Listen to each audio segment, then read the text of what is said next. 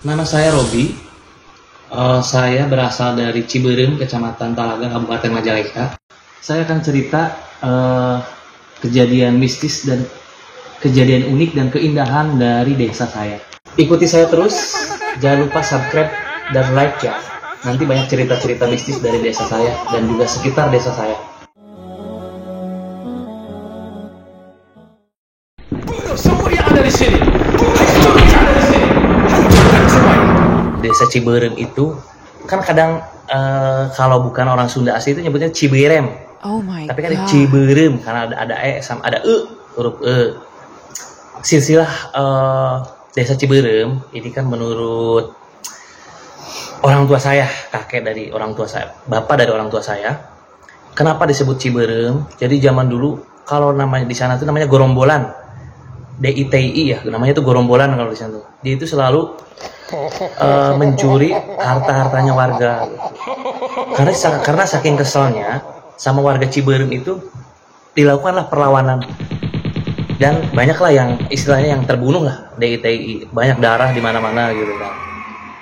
Maka disebutlah desa Ciberem karena berasal dari darah berem gitu. Kalau bahasa Sundanya kan merah. Kalau bahasa Sunda itu berem. Kalau bahasa Indonesianya merah gitu kan. Nah, ada tetangga desa namanya itu Cikesal. Kenapa disebut Cikesal? Cikesal tuh orang-orang Cikesal tuh mau balas dendam gitu kan. Mau balas dendam ke Gorombolan itu tuh. Cuman karena udah dibantai di Ciberem, maka orang-orang Cikesal itu menunggu sampai kesel. Jadi Cikesal gitu. Kesel itu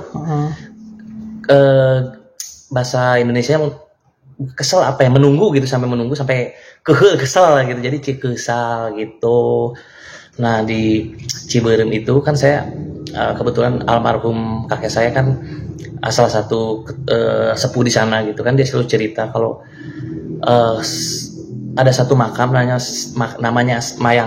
makam Eyang Dalem. Nah di sana tuh sangat dikeramatkan.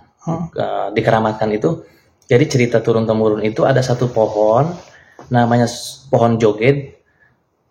Jadi kalau ada orang iseng lempar kena si pohon itu, nanti daun-daunnya itu menyerang badan kita sampai gatal-gatal gitu kan. Dan disembuhkannya itu harus berjoget sampai tiba di rumah. Infonya seperti itu.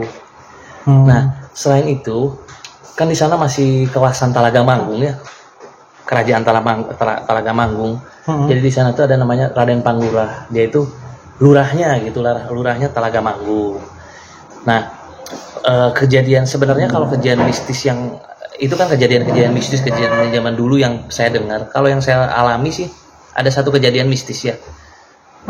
Jadi di waktu kecil kan di sana semua wajib masuk belajar ngaji sampai malam ya. Pesantren lah kalau di sana tuh namanya pesantren. Bisa sampai SMP, baru kalau udah SMP kita udah malas gitu untuk ke masjid untuk ngaji gitu kan. Nah, malam Jumat itu saya sama kiai saya itu sama teman-teman saya itu kan namanya itu apa ya kalau di sana melekan kalau di sana itu kan kita tidur di masjid, tidur di musola. Nah kata kiai saya itu ini malam ini bakal ada apa ya namanya itu pasukan Prabu Siliwangi, ngomong itu pasukan Prabu Siliwangi. Ternyata kejadian benar jam 12 malam itu tiba-tiba ada suara langkah kaki yang kayak orang besar banget gitu, kayak buta lah gitu, kata buta hijau gitu. Ternyata yang datang itu makhluk kayak mungkin macan ya atau maung lah kalau di sana mah. Besarnya itu sebesar kerbau gitu. Kelihatan itu buntutnya itu sangat panjang gitu. Kalau di sana Maung Lodaya namanya, Maung Lodaya. Nah, setelah lewat kita nggak, saking takutnya gitu tuh sampai ada yang nangis, ada yang apa. Cuman kan kata kiai saya nggak apa-apa, ini mah yang ngejaga kampung kita gitu, yang keliling gitu, maksudnya itu mungkin masih pasukannya Prabu Siliwangi gitu, infonya seperti itu. Nah tapi sekarang udah tidak muncul lagi, tidak pernah ada lagi cerita-cerita seperti itu. Setelah kampung saya mungkin terlalu banyak ya nggak benar lah. Kalau sekarang kan zamannya udah edan gitu kan. Dulu mah masih benar-benar malah katanya itu kalau ada satu gunung namanya itu Gunung Batu Haji. Di sana itu terdapat satu pasukan dari Talaga Manggung Kalau kita berperang, waktu itu kan zaman perang ya, kalau kita berperang dengan Belanda atau dengan manapun, itu si pasukan itu malam itu pasti turun ikut bantu gitu. Nah sekarang gunungnya aja udah diambil, batu-batunya udah hampir nggak ada gunungnya tuh sampai sekarang. Itu Kang ceritanya itu. Kalau cerita horor banyak sih, cerita horor kayak tempat-tempat dia makam-makam keramat yang sampai panjang itu panjang banget gitu kan. Katanya dia sesepuh di sana gitu. Ya walau alam sih.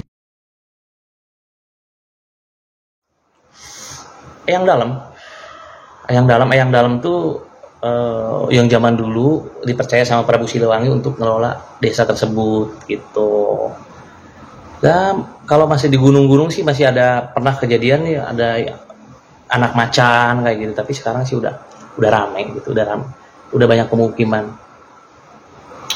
Mungkin bisa jadi 20 25 tahun yang lalu lah kejadian itu, 25 tahun yang lalu. Saya juga masih SD, belum pindah ke Cirebon gitu. Gitu Kang kalau kejadian-kejadian mistis. Kalau di sana sekarang udah bagus, pesantrennya udah diambil alih sama anak-anak muda.